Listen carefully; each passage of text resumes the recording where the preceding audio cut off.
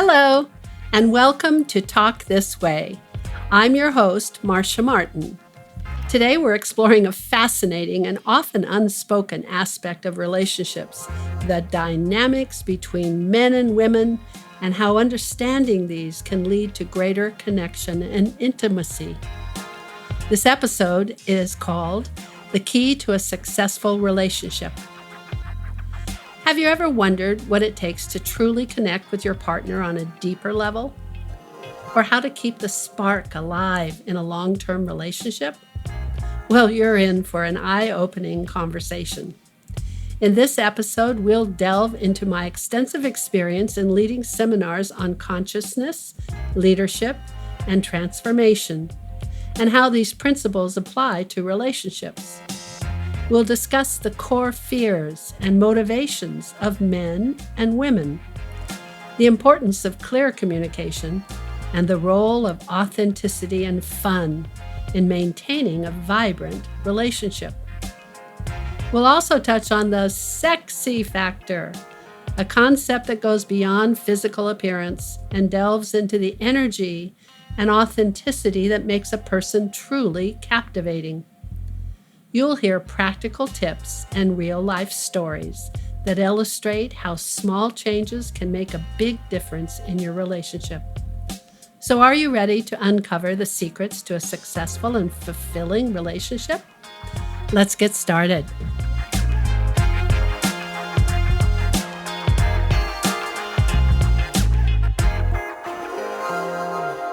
Hi, guys. This is so fun. Boy, you have really got a great afternoon coming. Mike Ray's speaking, and Betty Spreel's speaking, and Freddie Ravel is speaking and playing. It's going to be a hot rock and roll afternoon. Yeah! And we're going to start it off with a little thing on relationships. Yeah! Bring it on! Man, I'd like to go on the last day because you guys are all lovely by now. You're like raucous and risque and sweaty. My kind of people. Okay, I have to give you a little bit of background and tell you what we're going to do and what's going to happen. Because this is kind of a secret thing that I do. This little talk that I'm going to give you. Not many of my friends know that I talk about this. And I don't usually talk about this in the United States because I'm more well known in this country than others. So I can get away with it in other countries. Or I do teleseminars. You'll hear about a teleseminar I'm going to do on relationships if you want to join in. I figure it's okay to talk about this over the phone because I'll probably never see those people again. Except the last time I did the teleseminar, I gave this package, and it was the teleseminar plus an in-person seminar. And the teleseminar came first, and I told them all of my stories. And then I realized I actually was going to see them person to person. So I haven't put a live seminar in as possible option for you guys, but you do have a possible teleseminar. So if you could do me a favor and kind of keep this in this room as much as possible. I'm going to talk to the guys that are filming and tell them which parts to edit. So here's how this began. I have been leading seminars literally since I was 17 and professionally since I was 20. And most of those seminars are in the area of consciousness and expansion and enlightenment and leadership and transformation and communication and all of those kinds of things. And I've been in many corporations. I do a lot of corporate consulting in leadership and management and team performance and all of that. And along the way, every step of the way, it seems what people really were interested in is the opposite sex. And what to do with it, how to get it, how to handle it, how to understand it, how to keep it, how to get rid of it, all of the above. So every time, for example, I would be in a corporation, eventually the executive would come up to me and say, Marsh, I've never had such great results with my team, and it's like magic, and this is incredible. And I would say, that's great. And he would say, or she would say, but really what my real problem is my wife or my husband. And so then they would say, so can we keep it secret from HR that you're going to advise me on this? And will you tell me what to do with the opposite sex? And I would, and it would work. And it's been that way my whole life.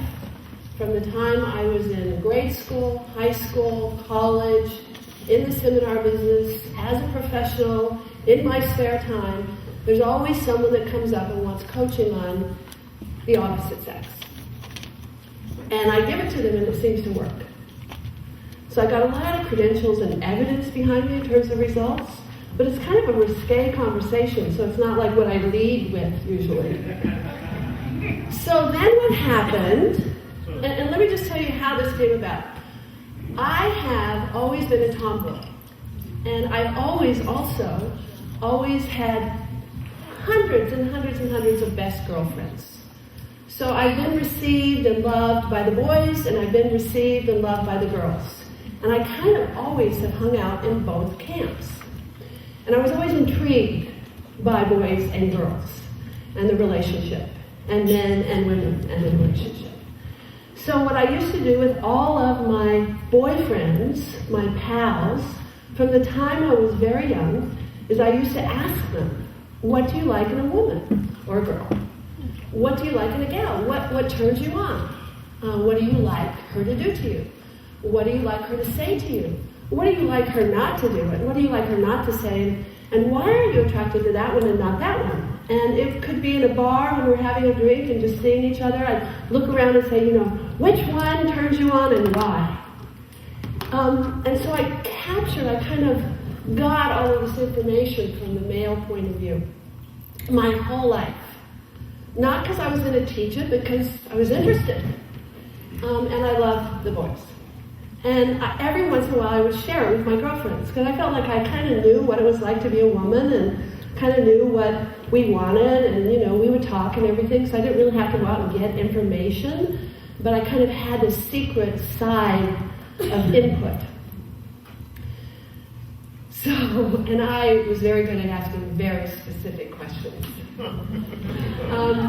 And get as much information as I could. So then one day I'm leading a seminar in Canada, and it's at the break. And I'm having lunch with some of my girlfriends that I've known for years and years. And I'm kind of in that seminar leader mood or role. And I don't know if you understand what I'm saying, but we're up here, we do our thing, it goes for days and days and days, you kind of get in the flow, and you're coaching people, and you're training people, and you're sharing stuff with people, and you're answering, and you start to see what's going on with them. There's a particular perception that starts to expand, and you can zero in and slice and dice and give information quick and like that. And I was kind of in that space because I've been leading the seminar for a couple of days.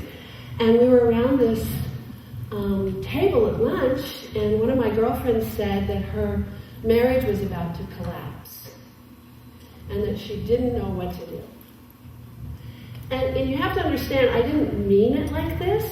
It wasn't like I thought about it before my mouth opened up and spoke. It was just, I was in that role of give some advice and, handle it quickly. And so I said, you need to give them a lot more blowjobs, babe. And the whole table turned around and went, what? And I was like, oh my God. And they all started saying, you're kidding, right? And I said, well, actually, no, I'm not. I mean, you want the guy to get his attention and kind of be willing to have some conversations. You better make it fun for him, especially if you're going to talk about a deep and serious talk like, breaking up our marriage. He's not going to want to hang around for that discussion, so, you want to do something to allow him to feel good about hanging out while you're kind of cleaning this thing up. So then she said, are you kidding? I said, actually, I'm not. And then I said, okay, let me get some information here. And so I started asking her some information. Now, you have to understand, by this time, the guys that were serving the table and clearing the table There was one guy that was doing that in the beginning of this conversation, and then about halfway through it, there was about 4 or 5 or 6 guys, and there was nothing to clear, but they kept coming in, listening. So I said, well, how often do you have phone sex? What do you say? How many times do you have sex? Where do you do it? How do you do it? And I just started asking all of these questions. And most of the questions, sadly for me at least, because it was a very good friend of mine, came back, and mostly it was a pretty dismal story. Phone sex? We don't do phone sex, Marsh. That's gross. Wow. I even asked, did you swallow? And, oh my God. Of course not. And so I'm kind of thinking, wow, serious case here. And they hadn't had sex for a while, and they usually only did it a couple times a month, and, So I said, okay, here, just for the fun of it, and I hope there aren't too many people in this room that have this is the first time you've ever met me, because I'm really a nice person. I don't talk like this all the time. At least not in public. So I said, okay, here's how you give a really fabulous blowjob. And I went step by step by step by step by step by step of what every man has ever taught me and told me about what they like, where they like to be sucked on, touched, pressed, not pressed, held, etc. And how the attitude needs to be while it's being done. What's your best offer?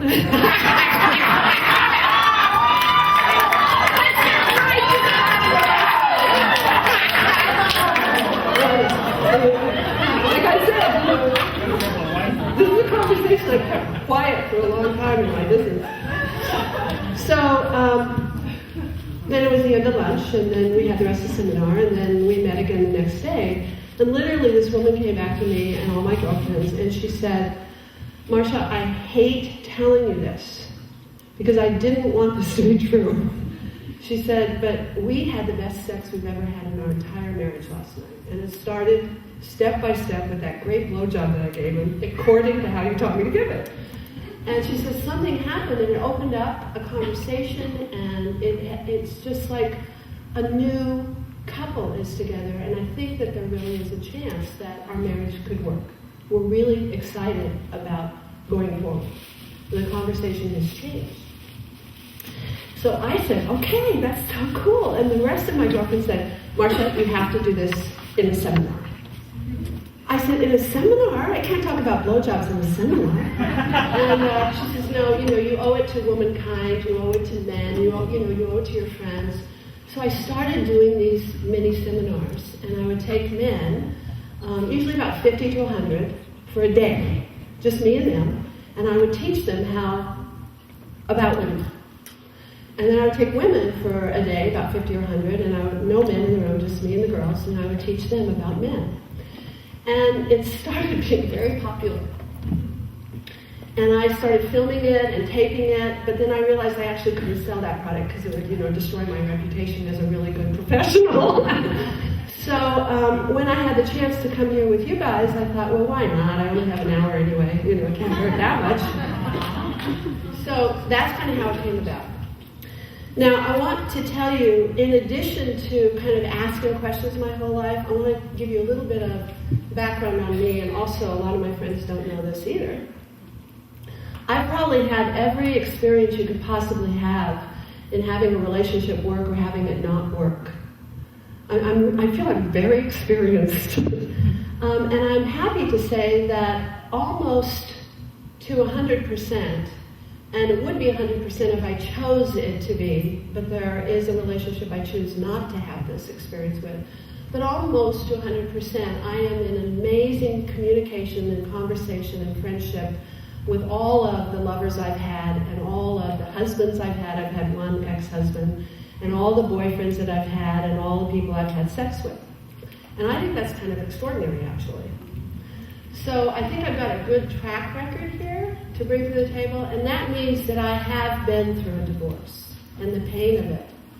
I have been through a child dying who committed suicide when he was 16, my stepson. I've been through menage a trois experiences. I've been through experiences with women.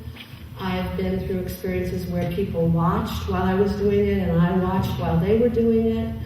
I've been with older men. I've been with younger men. I've been with really, really, really younger men.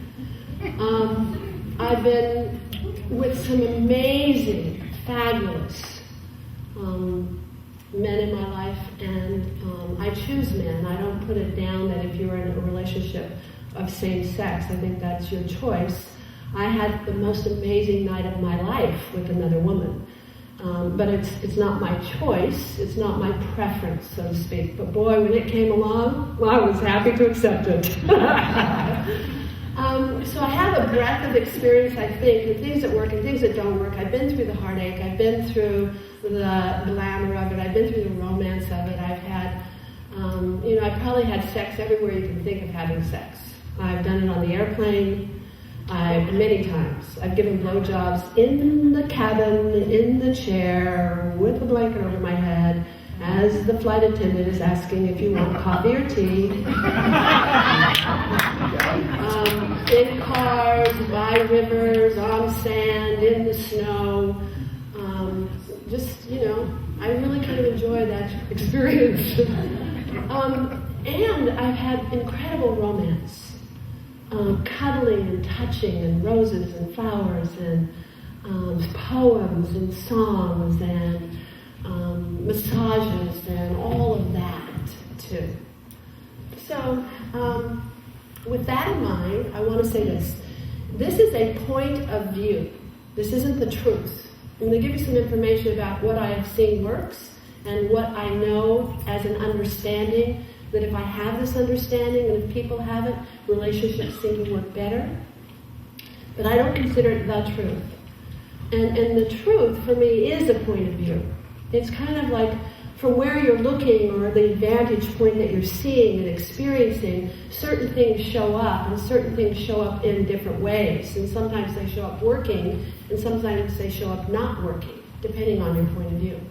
So if you've ever seen that picture, there's a couple of them out there, but I remember one way you look at it, there's this ugly witch, and then you look at it another way, and it's this beautiful damsel. The interesting thing for me about that picture and pictures like that is that actually that picture, both pictures exist at the same time. They're both there all the time. But only and always can one or the other show up at any one moment. You can never see them both at the same time, even though they both exist there. And for me, that's kind of what life is like. You have life around you, and it's all there. Scarcity, abundance, love, hate, things that work, things that don't work, possibility, obstacles, good times, bad times, good experiences, bad experiences. It's all there. But what shows up for you is what exists for you at that moment. And that, what shows up for you at that moment, actually is a result of the point of view that you have. I happen to be the kind of person that looks out into the universe and sees what works before I see what doesn't work. I happen to be the kind of person in life that looks out at all experiences and says, this is a gift. Even if it's uncomfortable or sad or hard, it's a gift, and I see it as a gift, and I'm grateful for it. That's just how I am. But you can be any way, depending on your point of view. It doesn't mean that that particular way is the answer or right. It's just that whatever that point of view is that you take allows whatever to show up that does. And then what I say to people is look to see if you're getting the results that you want. And if you're getting the results that you want, then that point of view is a good one to have. And if you're not, then get rid of that point of view and get another one. Get another belief system. Maybe that one will work better. So what I'm going to offer you is a point of view about men and women. Not the truth. But I have found whenever I'm looking at it this way and kind of being it this way, and it's not something for you to do. If you start doing what I'm telling you, in other words, if you think it's a formula and you write it down and you remember the formula and you kind of act it out, what you will turn into is a manipulator, and that's not a good thing in relationships. But if you come from this particular way of looking at things and this particular way of understanding, and you're kind of being this information, then what I've found so far, this works better for me than any other point of view I've taken so far on relationships. Another caveat, I'm going to talk in generalities and characterizations. I know life isn't really like that. I know there are exceptions to the rule. I know that everything isn't so general. But I'm going to speak that way because it'll allow you to learn the information more easily. I'm also going to make fun of you and it and kind of insult you from time to time. Because you seem to learn better that way also. I don't know why, but I'm going to exaggerate and blow it up out of context and out of the way it actually is. Because when it's bigger and kind of funnier, and we make fun of it a bit, and it's characterization and generalization, kind of like a cartoon, we seem to see it in such a way that we can learn from it. So I'm going to do that, but I don't really want to offend you or insult you. I like you guys. It's just, it's easier to get it through that way. Okay, you might have read John Gray, who's a very good friend of mine, his book, Mars and Venus. And I know most of you, if not all of you, were here when Gabrielle and Zen were doing that wonderful conversation back and forth about feminine and masculine energy. So you've got a lot of the information. I agree with everything that they said and everything that John says in his books. I'm going to give it to you a little bit differently so that you can actually apply it. And it's going to come in short little notes. It's going to be like, little zingers. I'm going to give you some principles and some laws and some understandings. And, be good for you to write it down because, I have evidence that when people write it down and they go back and they read it and they actually do it, their relationships get better. Which is cool. Really cool.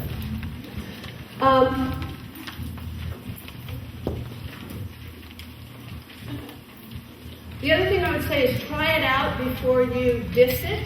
Try it out before you discard it. Try it out before you put it down. Try it out before you totally go towards disregarding it or making me wrong or disagreeing, whatever that is. And that's all okay. You can have a little chatter in the back of your mind if you want. I have found people get a little crazy and nutty when we talk about sex and relationships. And especially if I say the word fuck. So I'm going to say it again. Fuck. Now, insulted most of you or made you upset. That gets edited out if we even let this particular part be filmed.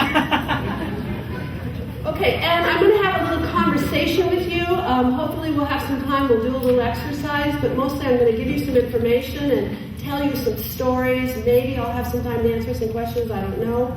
But essentially, if you put all of this together and kind of bring it in and understand it, and kind of get with the groove of it, and then kind of go out in life and operate from this place. I don't mean do it like you're a robot, but kind of just operate and kind of see it this way, then I think magic can happen. Okay? All right, I want to start off with, you need to understand some things about men and women. And again, I want to say if you're in a homosexual relationship, then just consider there's more of a male energy in the relationship and more of a female energy and apply it as such. But I'm going to actually talk about men and women as the opposite sex through my whole talk.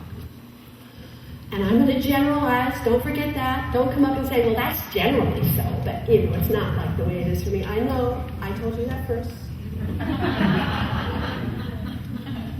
Okay, I think the best way to understand men and women, I know that you all know we're different, but I say that we have different motivating fears that drive us. And there's a core fear for males, and there's a core fear for females. And what I've discovered in hundreds of thousands of people that I've coached, the core fear for women is, I'm afraid I'm not attractive enough. So as a man, you need to know that about a woman. She might seem really able, she might seem really enthusiastic, she might seem really certain, but down underneath most women is this core fear, I'm afraid I'm not attractive enough. And you need to understand that so that when you put all of this together, you will be able to operate from your own knowing, because you'll see what's appropriate in actions if you understand the motivations of how people are acting and thinking themselves. Now, women have it a little off in that fear. They've somehow taken the word attractive and made it into this thing called pretty. And that's not what I mean by attractive. I don't mean that women have a fear I'm not pretty enough, even though that's how it kind of comes out a lot of times. And if you notice women in their uncertainty, if they want to catch a guy or be with a guy or impress a guy, the first thing they try to do is go on a diet, get a new hairdo, put on some new makeup, buy a new dress, and then be pretty. And then they make themselves wrong if they're not skinny enough, dressed well enough, etc., etc. And that's when the lingerie comes out. I'm really for sexy lingerie. But to use it to make yourself more pretty is kind of what women do, because they have this fear they're not attractive enough, and they think that attractive means how they look. So I want you to understand what attractiveness is from my point of view. Attractiveness is the attraction of the female. The female is the essence of calling. Women call. Men respond. That's very different kinds of things. And as a goddess, as a woman, and as the attractor, you have the capacity, and all women do, to call and attract anything and anyone, in any circumstance really. You learn it in the law of attraction, anything to you. It's your given divinity, actually, as a womanhood. You really do bring things into existence. You birth things. Women are the ones that have the babies. Notice that? So you are the attractor. You're like the spider in the best sense, and the guy is like the fly in the best sense.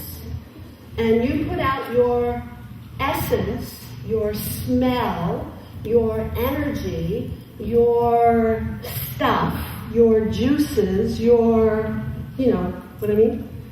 And it goes out, and the guys go, and they start going towards it. And it doesn't matter if they're on the other side of the planet, they'll find you. That's how strong a woman is. And her fear is, I'm not attractive enough. So when I say that you have a fear you're not attractive enough, what you're saying is, I'm afraid I can't keep something I've attracted. I'm afraid I can't attract something to me. It's not about being pretty. So that's where, when you're in a relationship and the guy is working 24 hours a day and building a business, and he's gone all the time and he's never home, and then the woman starts going, you're never home! What, don't you love me? Can't you come home and spend some family time? You're always at work. She doesn't really care if you're at work. Let me tell you a secret. It's better if you're out of the house. She can get a hell of a lot more done when you're not there than when you are there. It's a lot less trouble. It's lower maintenance. It's less messy. There's a lot of good reasons to have a guy out of the house. So that's not what she's complaining about. What she's complaining about is that it seems like you are attracted more to work than you are to her. So literally, when this would come up in corporations, I used to tell the guys, the senior executives, I say, okay, get on the phone right now, middle of the day, she doesn't expect it, call her out of the blue and tell her you were just in a meeting and you thought about her inner thigh. And you couldn't get your mind off of it, and you can't wait to get home to touch it. And they would say, are you kidding? I'm not kidding. I said, she doesn't think you're attracted to her anymore. She needs to know something. You need to wake her up and say, I'm really attracted, honey. Because guys are loyal. They will stay with you for a long time. That's all they want to do is please their women. It's the women who drive the men away. It's not the men who leave the women. I'll tell you right now, the women are in the driver's seat. That's my point of view. You want to get married, your choice. You are the one that decides. You want to have a boyfriend? You want to have 10 boyfriends? You want to have them not be upset about that, or have them be upset about that? Whatever it is you want, you're in the driver's seat. Women call, men respond. So that's the motivating fear of a woman. So just kind of get that underneath your skin and kind of consider how behavior is from that point of view. When men know that, then they can speak to the fear, and they can dissolve the fear by their words and their actions and how they are around their women if they understand that's going on. Men's fear. The biggest fear I found at the core of every man, and I don't care how great he is in life and how much he has and how much he's done, men seem to have a motivating fear that they're afraid they might not succeed. They can't produce it well enough. They can't get it done. It's like a competition thing. They're not going to be as good as. They're not going to be as successful as, in whatever it is. Whether it's in how they are with a woman, whether it's in how big of a business they build. And I found this in the most certain men. When you get down to the nitty-gritty inside of what their motivation is and where they're coming from is, they're driven by a fear they need to be successful, and they're afraid that they won't be as successful as they need to be. And women need to know this. And I'll tell you how important it is, because if you understand that, then you will understand when you come in and do something for him that you've asked him to do, you've just castrated him. And you've made him now prove to himself he can't succeed. Don't help your men, women. Give them a job and let them do it. I know it will take longer than you would take. And there will be a bigger mess. And it may never get done or completed. I understand all that. We'll get to that. But don't do it for them, because you take away their ability to succeed, to produce for you. And that's their job. That's what they wanted. And you castrate them. Okay, so we got the fears down, got those. Women's fear, not attractive enough. Men's fear, I won't be a success. Okay. Qualities. The worst qualities.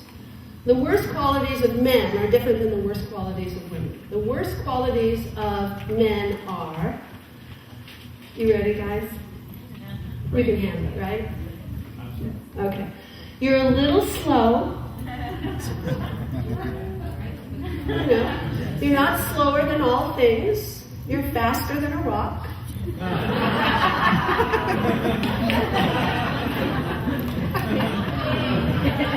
But you're certainly not faster than a woman. And that's something you need to come to peace with.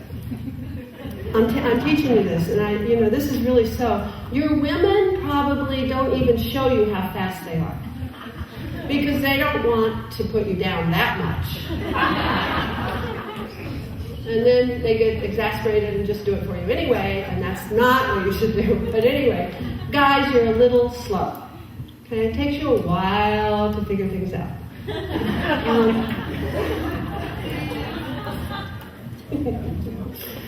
And you're a little simple. I used to say stupid, but I thought that really is too offensive. But I kind of mean that a little bit. But I still now only say simple.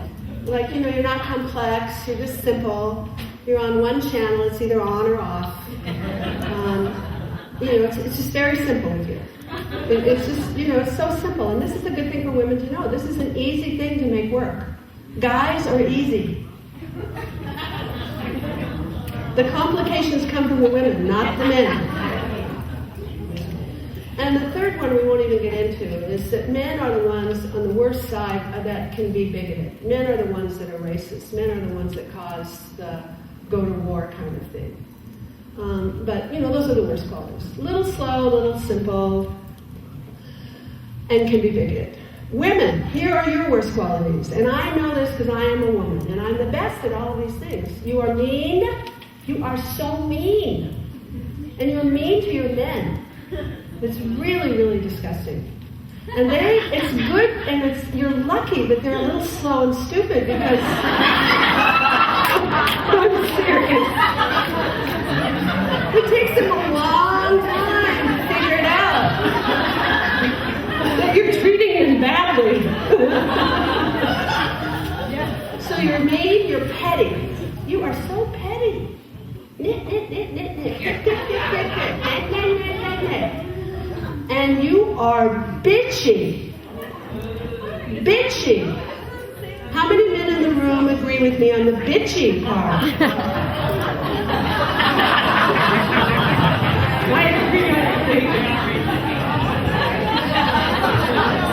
Now here's the thing, girls. Bitchiness is an asset. Write that down. Bitchiness is an asset, but never to be used. Bitchiness is an asset that the fear of it is more productive than the actual use. And what women do most of the time is they revert right there, lickety-split, the first defense. So when anything's not going right, or when you don't get what you want, or when it's not happening fast enough, or whatever, you turn into a bitch. Did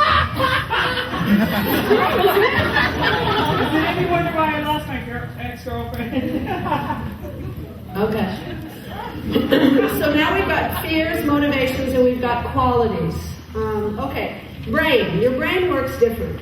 Actually, a man and a woman, when they study the brains on what's going on around them, like when you're in stress, or when you're happy, or when you're turned on, or when you're not, or blah, blah, blah, blah, all of these things, what happens is the point in the brain that handles that particular emotion or activity actually lights up because more blood goes to the brain in that particular part. And they can see where you're active, in which hemispheres, in which lobes, and which arenas that you kind of light up.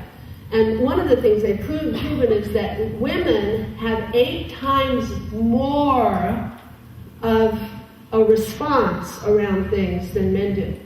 So when you're stressed, for example, your blood reaches that part of the brain 8 times more than the blood would reach the guy's brain in the same situation.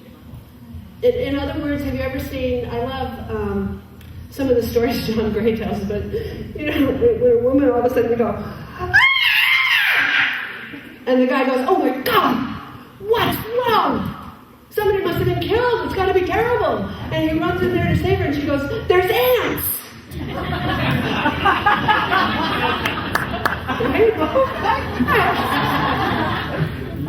Because when you're in stress, it's bigger, you know, it's exaggerated.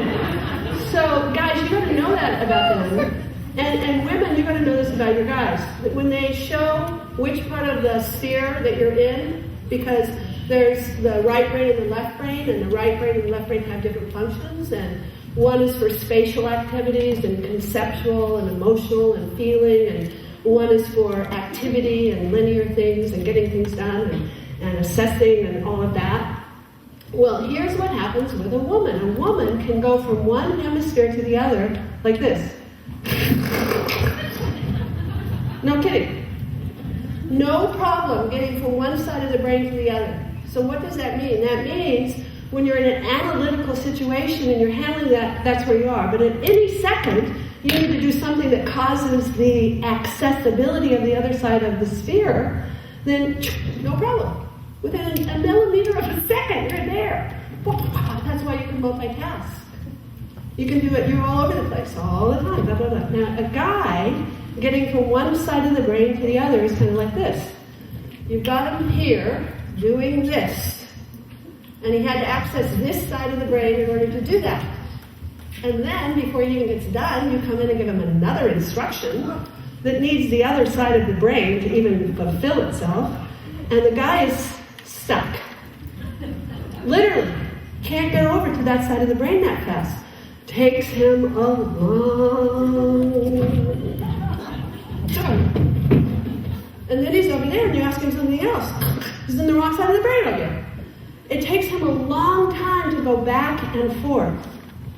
And that's why a guy is much more better at focusing and doing one thing at a time. You have to understand that about him. It's not his personality. It's not that he doesn't care. It's It's not that he has a bad attitude, it's his brain functions differently. You need to be compassionate and not get bitchy so quickly. Okay, how a man processes information is a literal process. In other words, when you ask him something to do, he needs to know literally what you mean. A woman is intuitive. Now again, I'm telling you, I know I'm being general about this. Yes, men are intuitive also. And yes, women are literal. But the strength a woman has is her intuitiveness, and the strength that a man has is his focus or his ability to do one thing at a time. For example, women try to hint to their guys about what they want. Because they operate with their guys if it's a girl. You know, your girlfriend can read your mind. You don't have to tell her that much before she understands exactly how you feel, what you want her to do, etc.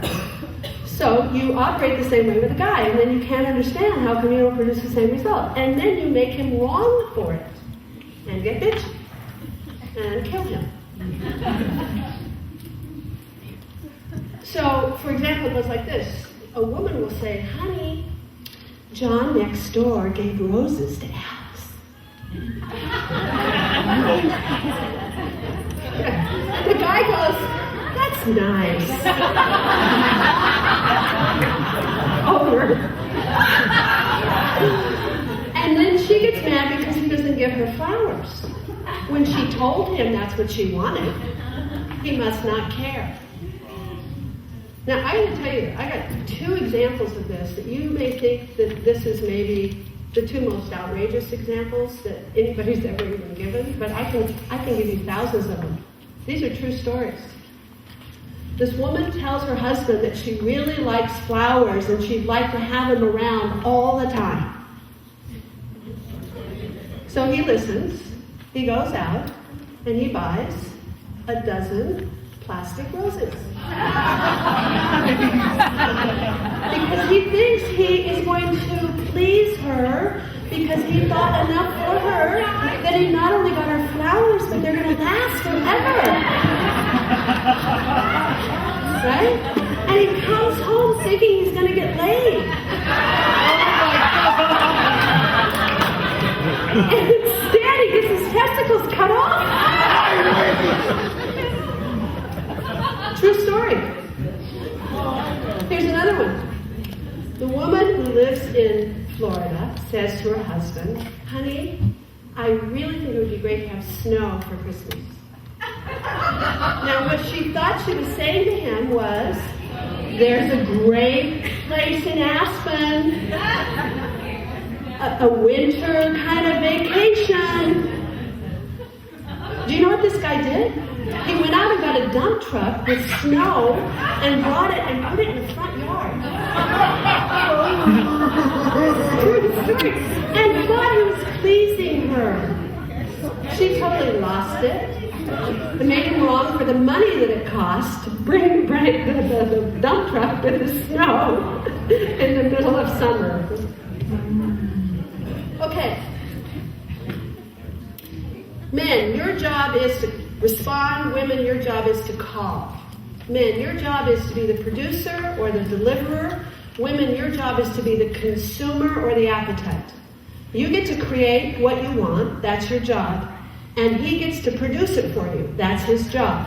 You call, he responds. You say what you want, you put up the order, he gets to give the order to you. It's like, she is at home, it's been the same from the very early days of the cavemen. She says, go out, bring a dragon home for dinner. He goes out, he slays the dragon, brings it home, and they all eat together at home. He went out and produced what she asked him to produce. She came up with the idea of what that he should produce, and she is what we call the appetite, the list of things that I want.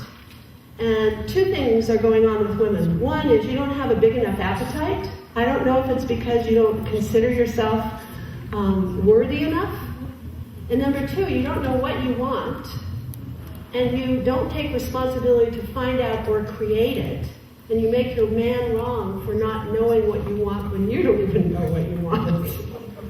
And it's impossible for him to produce for you unless he knows what you want him to produce.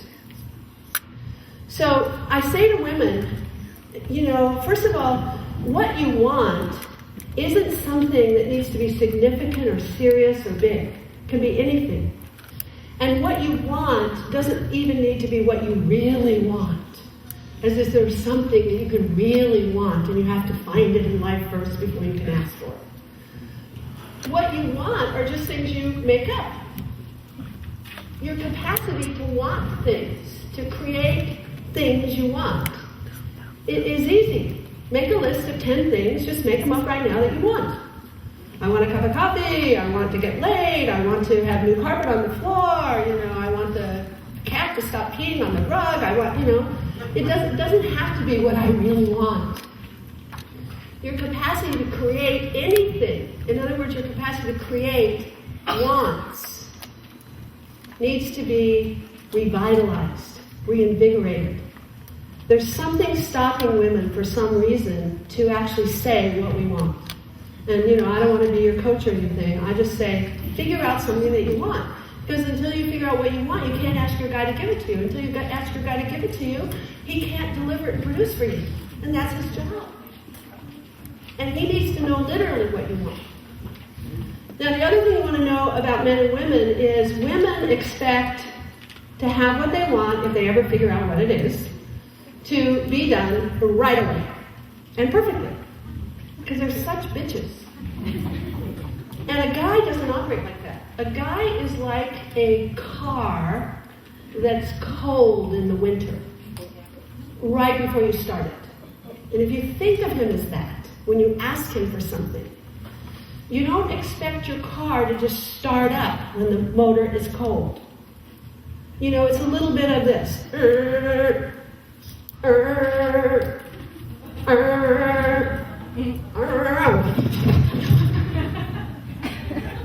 Right? So the guy hears what you want and he doesn't move. He's still sitting on the couch. He doesn't even move at all. First of all, you have to understand, from his point of view, he knows you're going to change your mind. Why should he get up and do anything the first time you ask him? It's going to change anyway. You're not really totally clear yet. You haven't figured it out. He understands how long it takes. There's no need to move when, especially the basketball game's on. So, then you turn into a bitch and make him wrong. No. You don't kick the tire of the car. You go, The other thing is, a guy cannot move unless he's winning. He's paralyzed. I think Gabrielle and Zen were talking to you about how you say, why don't you ask for directions? When they were talking about feminine and masculine energy, and Gabrielle and I were laughing. I know the answer to that. You just made the guy wrong. If you want him to ask for directions, you go, honey, see that grocery store over there? I bet behind it there's a great place where I could give you a quick blowjob. And then also, right after that, we probably could go in and get directions.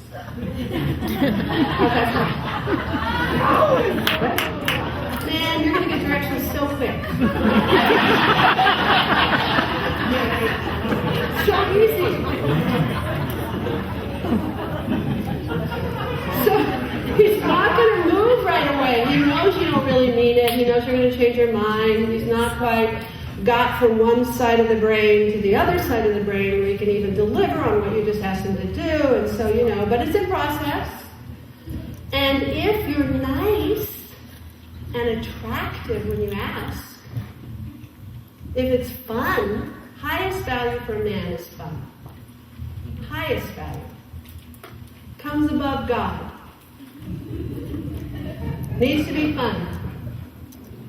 That's why guys like me. I'm fun. Amen to that. Okay. So your job is the appetite and to create what you want and to learn how and to teach yourself and to begin to practice how to ask in an attractive way.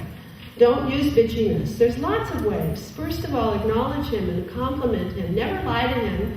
Don't do this to manipulate. You've got to find something that you like about your guy and tell him. You've got to blame some good thing that's going on him. I tell women, everything that's working in your life, blame on the guy. Honey, it's so great I have this, and I know it's because of you. And anything that's not working, don't tell him about it, because he won't be able to move. You've got to acknowledge, find out something he's doing well first, and then be able to attractively ask him to change what he's doing. And then you've got to be willing to wait for a period of time till he gets moving. And when he delivers whatever it is you've asked, it is not going to be what you asked. If you ask for a Mercedes, he'll give you a Volkswagen. If you ask for a green scarf, they're all colorblind anyway. It'll come back red. If you ask for it this week, it'll be 3 months from now. Okay? Just know that. But here's the deal. If he doesn't deliver what you've asked him in the moment that you ask him, the way that you asked him, which he's never going to do, it's not the nature of a guy. He can't even do that. He needs a little more literal instruction and correction in order to get it right. He's like one of those spaceships going to the moon. It doesn't go straight. It goes this way and then comes back on track. It goes this way and comes back on track. And you got to bring him back on track nicely. You women are stingy with nice. And you know how to be nice. And you save it for like 3 minutes a week. Because there's so many more important things to do, right? You got to clean the house. You got to, change the girls' diapers or something, I don't know. You've got to, nag at your guy. There's so many things to do. It takes so much time, and there's only enough time left over for being nice. So here's the thing. You probably can't be nice because you don't know how to be a woman, because most of us women have learned from our mothers, and we live in a country, in a civilization called Western civilization that's pretty prudish. Those of you that were lucky enough to grow up in, say, France or South America probably have different points of view on what it means to be a woman and how to show and be in your sexuality and in your juices. But most of the women in the Western world, in North America, have come from the Puritans, and sex is bad. And doing it with anyone except for this one person, that's bad also. And doing it in front of anyone, that's bad. And doing it this way, or this position, that's bad. And enjoying it too much, that's bad. Do you get the point? It's all bad. So it's hard for you to come from that place where you're the attractor, where you're the goddess, where you're the seductress. Because what you have been taught most of your life, and all of us, and I've had to deal with this in therapy myself, is we turn into moms, little girls, or coaches. I mean, we're taking care of our guy, we're his mommy. We clean up after him, we tell him what to do, that you do to your children. It's really appropriate to be a mother when you have children. Or we pretend we're so delicate and we don't know how to do anything and we need to be taken care of and we're so needy and he'll do it for me. That's a little girl. And that's appropriate also when you have a daddy. And you're a little girl. But as a woman with a lover or a husband, it's not appropriate to be a little girl or a mother or a coach. You need to be a lover, you need to be a wife, you need to be a woman. But something happens when a woman has kids. It seems she gets stuck in that role of motherhood. And it encompasses her whole life. And she forgets there are other roles that she has and can express herself through. A question? Can you say more about being a coach and what? Yeah, a coach is someone who is, it's kind of like a mommy, only it's a therapist. You know, it's like, well, he needs me to understand what he's doing, and he needs me to mentor him and to, you know, get a coach. Don't be that to your guy. Doesn't mean you can't do it or you're not good at it. It's just not a healthy thing to be in the relationship with the guy that you're choosing to have as a mate. Does that make sense? Yes.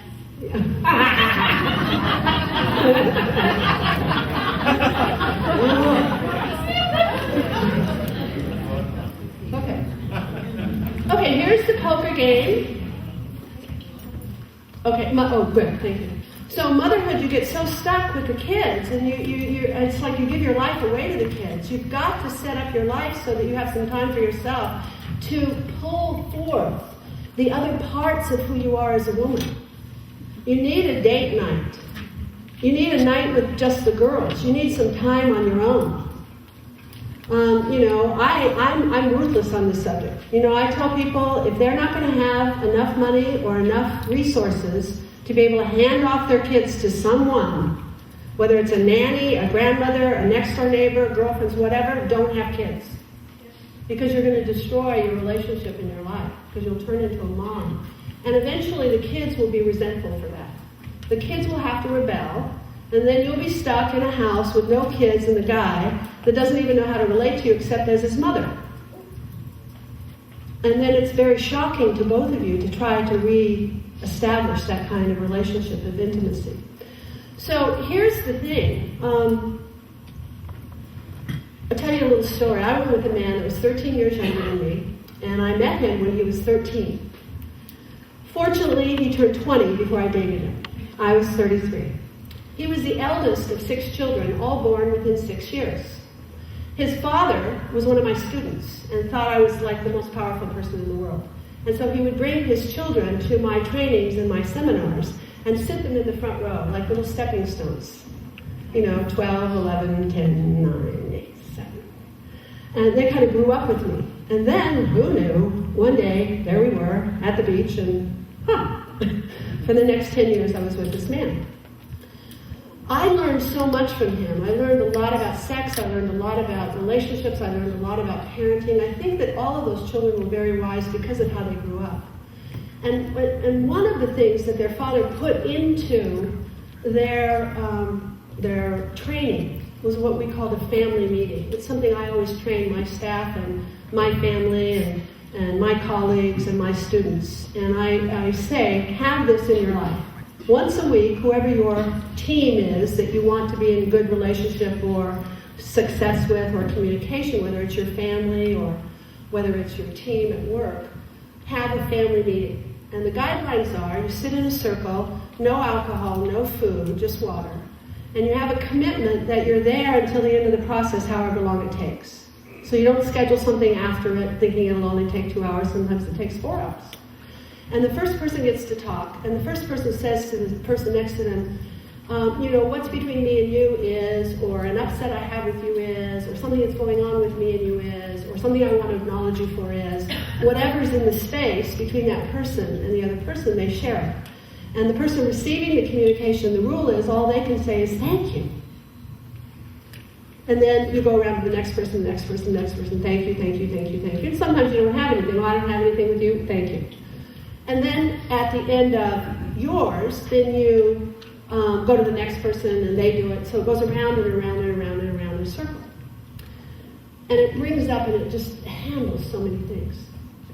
What one of the rules is everybody has an equal vote. And the most votes win. And anybody can call a family meeting. So the kids thought that their mother had lost herself in motherhood. And they thought it wasn't healthy for her, that she was giving up her expression as a woman, as an individual, as a wife. She was all about them, everything they needed, and she didn't even have a life. So they called a family meeting, and they announced to their parents that they thought that their mother was in trouble and needed to regain her selfhood. And so they were requesting that she move out for a year. Wow. And go find herself. And then they took a vote. And it was 6-2. And so the mom had to leave the house and get her own apartment and figure out who she was. It was the best thing that ever happened to her. So I say to you as mothers, don't get stuck in that role. I need to go a little faster here so I can give all of this to you. It's a poker game, you guys. Think of it as a poker game. Women, you have some chips. Guys, you have some chips. Women, the chips you bring to the table are sex. That's what you have, and that's what they want. And don't think they don't want it all the time. They want it all the time. It's on their mind all the time. It doesn't matter who you are. They're thinking about what it would be like to fuck you. They like sex. It's fun. It doesn't even have to have any meaning. It doesn't have to be serious. It can be quick, long, in between, in any place. They're up for it, literally. That's what you have, that's what they want. Think of it as a poker table. What you have and what they want is romance. Guys, what you bring to the table and what your chips are is romance. And that's what your women want. Romance. Romance means cuddling and touching and listening and holding and stroking. It means flowers and presents and surprises. It means poems. They don't care if you're a good poet.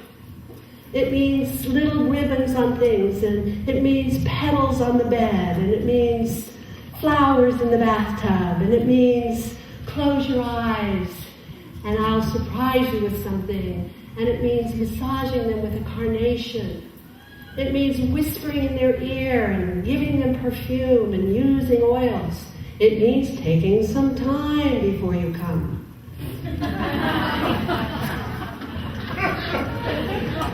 So here's the deal, you guys. Women need to have sex that means something. It means something to us. It really does. We have to do it with the right person. We have to be in love, usually. It needs to be in a nice place. It needs to be comfortable. It needs to be clean. It needs to be, all of that. So I know those are no conditions for the guys. They really don't care where it is or how it is. It's okay. I've done it under an office table with the staff in the other room. It's great. There's a little tension in there. Somebody could walk in at any time. So you're going to have to compromise. You guys, you're going to have to compromise. Men, figure out some things that are romantic. I had a man once that told me to go upstairs, draw a bath, close my eyes, and he'd be right up. Got in the bath, took all my clothes off, he came up, he had gardenias and sake and 2 sake cups. Floated the sake cups in the bathtub and put the sake in the bathtub to keep it hot, and we got drunk on sake that night and had the best sex ever. It was romantic. Notes, presents, kisses, strokes, it's all romance. Figure out what's romantic. Okay, what turns a guy on? Anything. I'm going to give you the secret here, you guys. What turns a man on is a woman who's turned on. A turned on woman turns a guy on. He gets hot and hard when he sees a woman that's turned on. I don't mean that she's ready to go and lay down. I mean, it could be that too. I mean that she's full of something. There's some juices going. It's some movement. There's some excitement there. She's turned on. She's in the flow. He likes that. What turns a woman on? Most of you women don't even know. And here's the catch. You guys, a woman is turned on by herself. In other words, at any moment you can be turned on or not. And you know you can. It doesn't matter if you have a headache. If you choose to be turned on, you can do it with a headache. It doesn't matter if you're in a good mood. It doesn't matter if it doesn't really matter. Those are all excuses. Now, he doesn't know. He thinks it's really those reasons. But the truth is, you're just unwilling to turn yourself on. You're being stingy with nice. Get yourself going. And then walk by him. It's that easy. And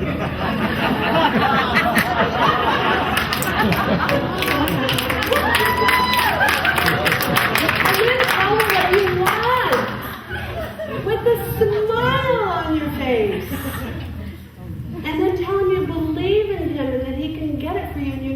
can, and then let him do it instead of doing it for him.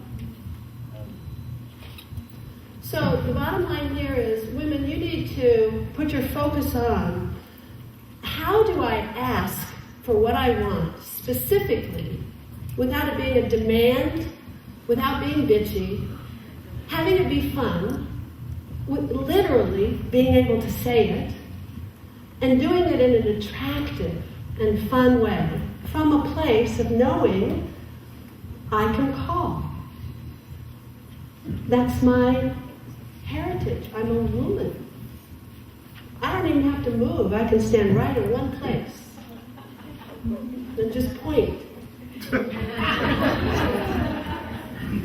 And men, what you have to focus on to have this all work out is you have to get your women to tell you what they want. And I'll tell you something here. When you want something different, go with what the woman wants, because then you both win. If you go with what the man wants, you both lose. Because essentially the reason you go with what the man wants is the woman is trying to please her man and take care of her man and give him what he wants. And you're giving up your power. Your job isn't to give him what he wants. Your job is to tell him what you want from him and what you want him to give you. I know.